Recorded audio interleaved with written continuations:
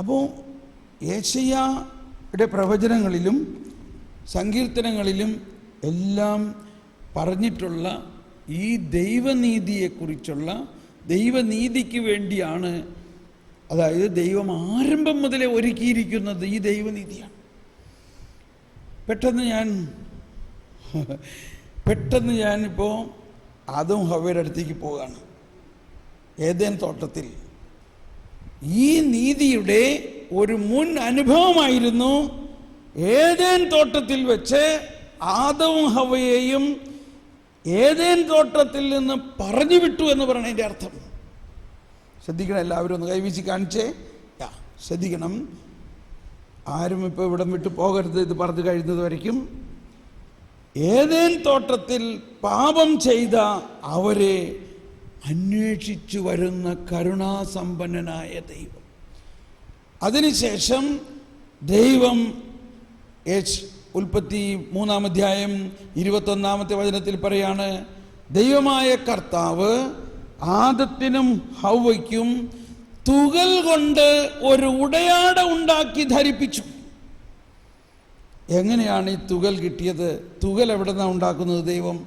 തുകൽ എങ്ങനെ ഉണ്ടായി? തുകലുണ്ടാകാൻ തീർച്ചയായിട്ടും ഏതെങ്കിലും മൃഗങ്ങളെ കൊന്നു കാണും. ഏത് മൃഗത്തിനെ കൊല്ലാനാണ് സാധ്യത?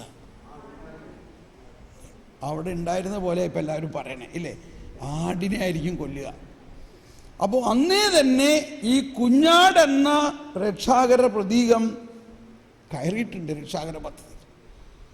ആ കുഞ്ഞാടിൻ്റെ തുകൽ എന്ന് പറയുന്നത് ജീവൻ അർപ്പിക്കാനിരിക്കുന്ന യേശുവാകുന്ന കുഞ്ഞാടിൻ്റെ ആ നീതിയുടെ കവചമാണ്.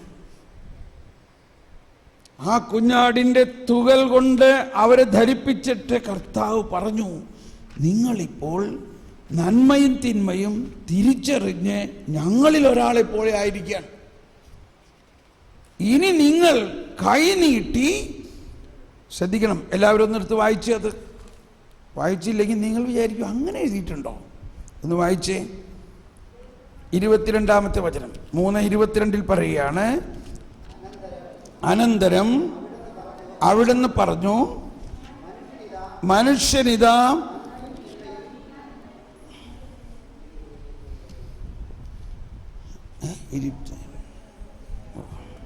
പറഞ്ഞോ മനുഷ്യനിതാ നന്മയും തിന്മയും അറിഞ്ഞ് നമ്മിൽ ഒരുവനെ പോലെ ആയിരിക്കുന്നു. ഇനി അവൻ കൈനീട്ടി, എല്ലാവരും ഒന്ന് പറഞ്ഞേ, ഇനി അവൻ കൈനീട്ടി ജീവന്റെ വൃക്ഷത്തിൽ നിന്നെങ്ങാനും പറിച്ച് അമർത്യനാകാൻ എന്താകാനിടയാകരുത്? അമർത്യനാകാനിടയാകരുത്. കർത്താവ് അവനെ ഏതേൻ തോട്ടത്തിൽ നിന്നും പുറത്താക്കി. ശ്രദ്ധിക്കണം എല്ലാവരും, ഒന്നുകൂടി വായിക്കുകയാണ്. അനന്തരം അവിടെ നിന്ന് പറഞ്ഞു, മനുഷ്യനിതാ നന്മയും തിന്മയും അറിഞ്ഞ് നമ്മിലൊരുവനെ പോലെ ആയിരിക്കുന്നു. ഇനി അവൻ കൈനീട്ടി ജീവന്റെ വൃക്ഷത്തിൽ നിന്നെങ്ങാനും കൂടി പറിച്ചു തിന്ന് അമർത്യനാകാൻ ഇടയാകരുത്. കർത്താവ് അവരെ ഏതേൻ തോട്ടത്തിൽ നിന്ന് പുറത്താക്കി. എന്താണപ്പോൾ അവിടെ അതിൻ്റെ അർത്ഥം? അവൻ ഇനി ജീവന്റെ വൃക്ഷത്തിൽ നിന്നെങ്ങാനും കൂടി പറിച്ച് ഭക്ഷിച്ചാൽ അവൻ അമർത്യനാകും. ജീവന്റെ വൃക്ഷം എന്ന ഒന്ന് അവിടെ ഉണ്ടെന്ന് മനസ്സിലാക്കണം. അവൻ നന്മതിന്മകളുടെ അറിവിൻ്റെ വൃക്ഷത്തിൽ നിന്ന് ദൈവം പറഞ്ഞതിന് വിപരീതമായി ഭക്ഷിച്ചപ്പോഴാണ് അവൻ പാപമായി മാറി, അല്ലെങ്കിൽ അവൻ്റെ ആത്മാവിലുള്ള ദൈവിക ജീവൻ നഷ്ടപ്പെട്ടു. അവൻ്റെ ആത്മാവ് മരിച്ച പൈശാചിക അവസ്ഥയിലാണ്. ഈ അവസ്ഥയിൽ അവൻ ജീവന്റെ വൃക്ഷത്തിൽ നിന്നെങ്ങാനും പറിച്ച് ഭക്ഷിച്ച് അമർത്യനായാൽ, ജീവന്റെ വൃക്ഷത്തിൽ നിന്ന് പറിച്ച് ഭക്ഷിച്ചാൽ അമർത്യനാണ്. അപ്പൊ ഈ പാപാവസ്ഥയിൽ അവൻ അമർത്യനായാൽ അവൻ എന്തായി മാറും? അവൻ പിശാചിനെ പോലെയാകും. പിന്നെ അവനെ രക്ഷിക്കാൻ പറ്റില്ല. മനസ്സിലായോ? ഈ പൈശാചികത മുഴുവനും നിറഞ്ഞു നിൽക്കുന്ന അവസ്ഥയിൽ അവന് ഒരേ ഒരു വഴിയുള്ളത്, കർത്താവ് ലോകസ്ഥാപനത്തിന് മുമ്പ് തന്നെ ക്രിസ്തുവിൽ തെരഞ്ഞെടുക്കപ്പെട്ടിട്ടുള്ള ആ ക്രിസ്തുവിൻ്റെ രക്ഷാകരമായ മനുഷ്യാവതാരത്തിന് വേണ്ടി അവൻ കാത്തിരുന്ന് ക്രിസ്തു വന്ന് തൻ്റെ ജീവൻ ഇവന് കൈമാറി, ഇവന്റെ മരണാവസ്ഥയെ ക്രിസ്തു ഏറ്റെടുത്ത് ക്രിസ്തുവിൻ്റെ ജീവാവസ്ഥ ഇവന് കൊടുത്തു കഴിഞ്ഞപ്പോൾ മാത്രമേ ഇവനെ വീണ്ടെടുക്കാൻ പറ്റുകയുള്ളൂ. അതിനു മുൻപ് ഇവനെങ്ങാനും പറുദീസായിൽ തന്നെ നിന്ന് ജീവന്റെ വൃക്ഷത്തിൽ നിന്നെങ്ങാനും പറിച്ചു ഭക്ഷിച്ചാൽ അവൻ മരണാവസ്ഥയിൽ, പാപാവസ്ഥയിൽ, പൈശാചികാവസ്ഥയിൽ അമർത്യനായാൽ പിന്നെ അവനെ രക്ഷിക്കാൻ പറ്റില്ല. അതുകൊണ്ട് ദൈവപിതാവ് പറഞ്ഞു, മക്കളെ, നിങ്ങൾ ഇനി ഇവിടെ നിന്നാൽ അപകടമാണ്. അതുകൊണ്ട് നിങ്ങളെ ഞാൻ ആ വരാനിരിക്കുന്ന രക്ഷയുടെ മുൻകൂറായിട്ടുള്ള ഗ്യാരണ്ടി ആയിട്ട് നിങ്ങളെ ആ കവചം ധരിപ്പിക്കും. നിങ്ങൾ ധൈര്യമായിട്ട് പോയിക്കോളൂ. നിങ്ങൾ ഇവിടെ നിൽക്കണ്ടെന്ന് മാത്രമല്ല, ഞാൻ ഏതേൻ തോട്ടം അടയ്ക്കാൻ പോവുകയാണ്. നിങ്ങളോ നിങ്ങളുടെ മക്കളോ ആരും ആ ജീവന്റെ വൃക്ഷത്തിന്റെ പ്രദേശത്തെ വന്നു പോകരുത്. അവിടെ ഞാൻ കാവൽക്കാരെ നിർത്താൻ പോവുകയാണ്. ഇപ്പൊ മനസ്സിലായോ എന്തിനാണ് ഏതേൻ തോട്ടത്തിൽ നിന്ന് അവരെ പുറത്താക്കിയത്?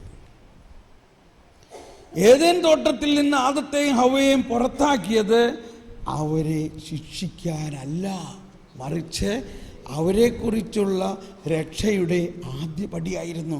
മാത്രമല്ല, അവരെ ഇപ്പോൾ അവിടെ നിന്ന് പുറത്താക്കിയില്ലെങ്കിൽ അവർ ജീവന്റെ വൃക്ഷത്തിൽ നിന്ന് എങ്ങാനും കൂടി പറിച്ച് ഭക്ഷിച്ചാൽ പിന്നെ അവരെ രക്ഷിക്കാൻ പറ്റില്ല.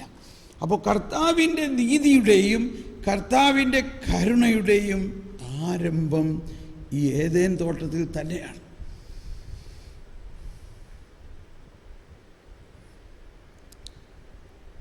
ജ്ഞാനത്തിൻ ചൈതന്യമേ ഞങ്ങളിൽ വന്നു നിറഞ്ഞിടണേ,